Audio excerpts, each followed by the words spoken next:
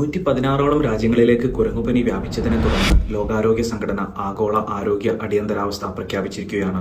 മൃഗങ്ങളിൽ നിന്ന് മനുഷ്യരിലേക്ക് വൈറസ് വഴി പകരുന്ന രോഗമാണ് മങ്കി പോക്സ് അഥവാ കുരങ്ങുപനി. രോഗം ബാധിച്ച മൃഗങ്ങളുടെ രക്തം, ശരീരസ്രവങ്ങൾ, രോഗബാധിതരുമായിട്ടുള്ള നേരിട്ട് സമ്പർക്കം എന്നിവ രോഗം പടർത്തും. എലികൾ, അണ്ണാൻ, കുരുന്നുകൾ ഇവ വഴിയും രോഗം മനുഷ്യരിലേക്ക് പകരുന്നു.